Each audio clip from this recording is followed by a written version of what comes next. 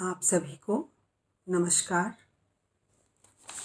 मैं डॉक्टर दमयंती शर्मा दीपा नोएडा से आप सभी के समक्ष प्रस्तुत हूँ माहिया महोत्सव में अपने कुछ माहिया लेकर। और मुझे आमंत्रित किया गया है सरस कविता सागर समूह की संस्थापिका आदरणीय रवि किरण जी द्वारा। तो मैं बहुत खुश हूँ कि आज मैं उनके आमंत्रण पर यहाँ माहिया महोत्सव में भाग लेने आई हुई हूँ। सर्वप्रथम मैं हार्दिक अभिनंदन करना चाहूँगी आज के मुख्य अतिथि अंतर्राष्ट्रीय कवि और इस देश के महान कवि आदरणीय लक्ष्मी शंकर वाजपेयी जी का, और साथ ही उनकी धर्मपत्नी और जो स्वयं भी एक वरिष्ठ कवित्री हैं, उनका मैं यहाँ पर स्वागत करती हूँ। और मैं आप सबको ये बताना चाहती हूँ कि आदरणीय लक्ष्मी शंकर वाजपेयी जी और ममता किरण जी आजकल ऑनलाइन पहले से भी अधिक, जबकि मंचों पर हम उन्हें सुना करते थे, उससे भी अधिक लोगों से जुड़कर लोगों के प्रेरणा स्रोत हैं। और नई जो कवि आए हैं, मैं देखती हूँ कई लाइव पर, वे बहुत ही अच्छी तरीके से हर विधा पर, हर क्षेत्र में, हर विषय को लेकर अपने काव्य पाठ द्वारा, अपने संदेश द्वारा लोगों को हिंदी के प्रति भी जागरूक कर रहे हैं। और हम भाग्यशाली हैं कि हम ऑनलाइन आजकल उनका बहुत अधिक काव्य पाठ भी सुन पा रहे हैं। तो आदरणीय लक्ष्मी शंकर वाजपेयी जी और ममता किरण जी, आपका हार्दिक स्वागत और आपको सादर नमन। और मैं विशेष आभार भी प्रकट करती हूँ आदरणीय रवि किरण जी का, जो कि इस पटल की संस्थापिका हैं और संचालिका हैं, और जिन्होंने अपने स्नेहिल आमंत्रण से मुझे यहाँ माहिया पढ़ने के लिए बुलाया। तो मैं बहुत प्रसन्न हूँ और मेरा सौभाग्य है कि मैं आपके पटल पर माहिया पढ़ रही हूँ। तो माहिया मेरा बहुत ही पसंदीदा छंद है। यह एक पंजाबी, जैसे लोकगीत आप लोगों ने सुने हैं, टप्पे, और ये तो पंजाबी लोक छंद है जिसमें 12-10-12 मात्राओं का यह छंद है और बहुत ही सरस, बहुत ही मधुर, और मेरा बहुत ही पसंदीदा है ये छंद। और आदरणीय लक्ष्मी शंकर वाजपेयी जी, मैं आपको ये बताना चाहूँगी कि आपको मैंने बहुत सुना कई मंचों पर माहिया गाते हुए और माहिया समझाते हुए। तो मुझे जो मैं माहिया लिखती थी पहले और कहीं कहीं गाती भी थी, पर जो एक उत्साह और एक जोश आया वो मुझे आपके माहिया सुनकर आया। और अभी मैं काफ़ी गाती हूँ और कई लोग मुझसे कहते हैं कि हम आपके माहिया सुनकर सीख रहे हैं। तो मैं उसका श्रेय भी आपको, आदरणीय वाजपेयी जी को देना चाहूँगी। तो प्रस्तुत हैं माहिया। तो सर्वप्रथम मैं 11 माहिए हमें कहने हैं, तो मैं सर्वप्रथम एक माहिया बताती हूँ। जबकि हम बहुत छोटे थे और उस समय क्या स्थिति होती थी, माता पिता एक साधारण सी आय में, और हालांकि बहुत अच्छे जगह पर थे और ईमानदारी से अपना कार्य करते थे, संयुक्त परिवार होते थे, तो बहुत सादा सरल जीवन था। तो उस समय की स्थिति को वर्णन करती हूँ और माता पिता पर, कुछ सैनिकों पर, कुछ देश पर मैं सुनाना चाहूँगी। तो सुनिएगा। सबसे पहले प्रस्तुत है मेरे माहिया। जेबें तब खाली थी, जेबें तब खाली थी, मन संतोष भरा, खुशियाँ दीवाली थी, कि मन संतोष भरा, खुशियाँ दीवाली थी। और माता पिता, वो पाँव हमारे हैं, वो पाँव हमारे हैं जीवन सागर में, पितु मातु किनारे हैं कि जीवन सागर में पितु मातु किनारे हैं।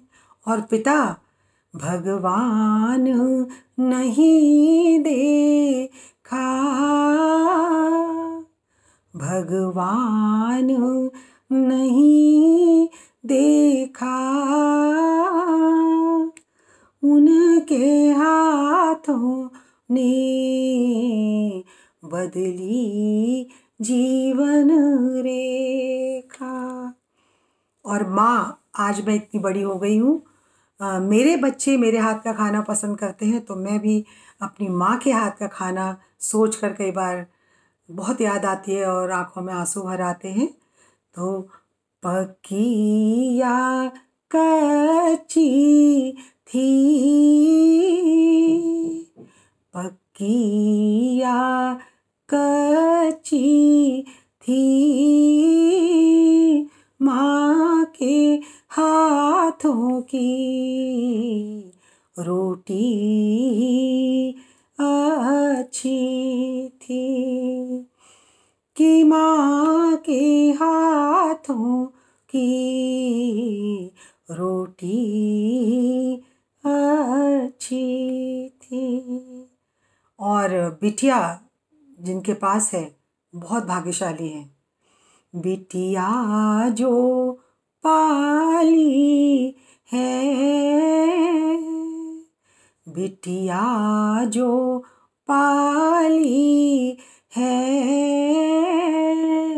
समझो जीवन में हर दिन दिवाली है, कि समझो जीवन में हर दिन दिवाली है।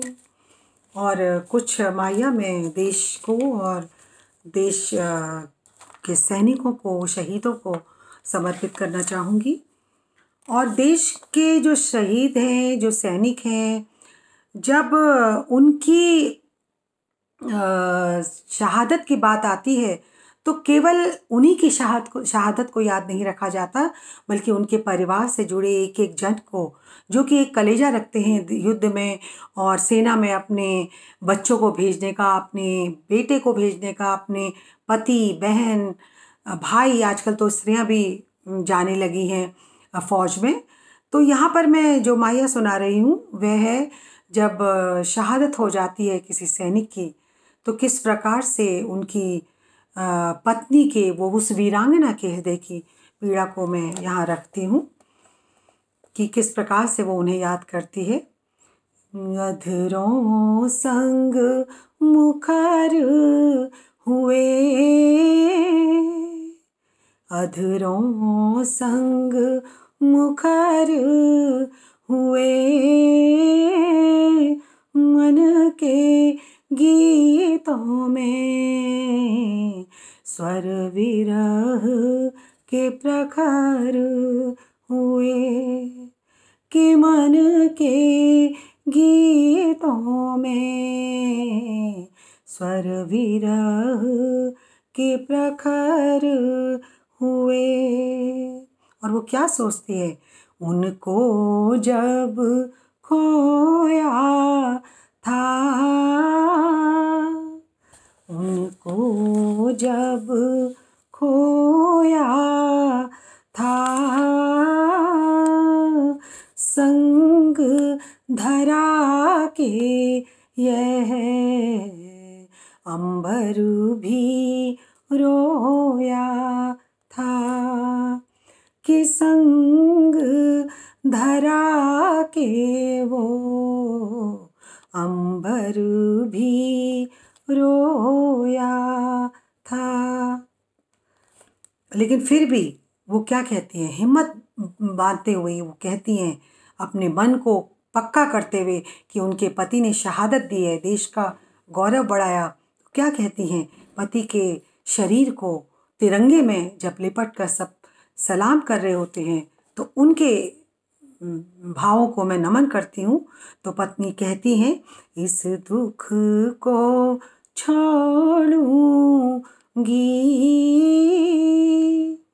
इस दुख को छोड़ूंगी, आज तिरंगी ही चुनरी में ओढ़ूंगी, कि आज तिरंगी चुनरी में ओढ़ूंगी। और क्या कहती हैं पति के लिए, वे तो बलिदानी हैं, वे तो बलिदानी हैं, हृदय के पन्नों पर यह अमिट कहानी है, कि हृदय के पन्नों पर यह अमिट कहानी है।